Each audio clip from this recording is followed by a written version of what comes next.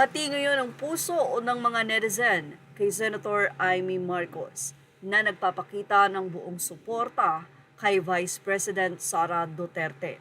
Pero may mga alinlangan din ang mga netizen. Nakakalungkot nga ba na ang pagkakaibigan ni Senator Amy Marcos at Inday Sara Duterte or Vice President Sara Duterte ay nahaluan na ng politika?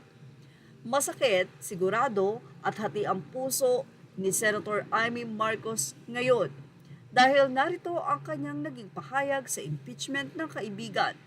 Lalaban ko yan hanggang sa dulo.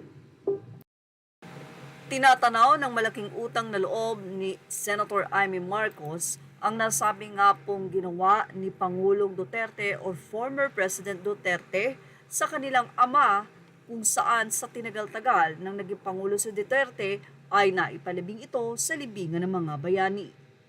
Marami man ang tumuligsa pero hindi nagpatibag dito si former President Duterte na maipalibing si Marcos sa libingan ng mga bayani dahil karapatan daw ito ng nasabi nga pong former President Marcos.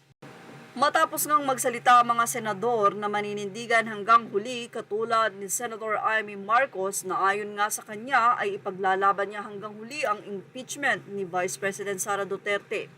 Nagsalita din si Senator Robin Padilla at sinabi niyang definitely I will vote no for impeachment. Pahayag naman nila Senator Bongo, kapag kami ni Senator Bongo ay hindi manalo next year, wala nang haharang sa impeachment ni VP Sara Duterte. At sa naging pahayag nga ni Senator Amy Marcos, narito ang naging say ng mga netizen. Nabawasan nga ba ang tiwala nila sa senadora? Say nila, kung yan ang paninindigan mo, Senator Amy Marcos, na lalabanan mo ang impeachment ni VP Sara, iboboto pa rin kita dahil I know you are not your brother's keepers. Say naman ng isa, marami ang mga loyalista na hindi na boboto kay Amy dahil sa kinikilos niya at ginagawa at dahil dito baka di siya manalo nitong eleksyon. Naniniwala naman ang iba na palabas lang daw ito ng senadora. Say naman ng isa, presumption, maybe.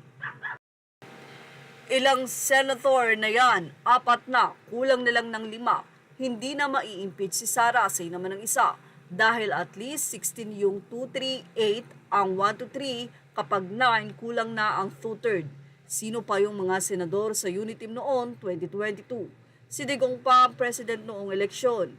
5 na lang, wala nang mai-impeach. Si Jinggoy kasama yan ni Robin noong kampanya o 4 na lang. Say naman ng ilan, di ko maintindihan itong big sis kung saan ang puso niya. Baka may tinatago.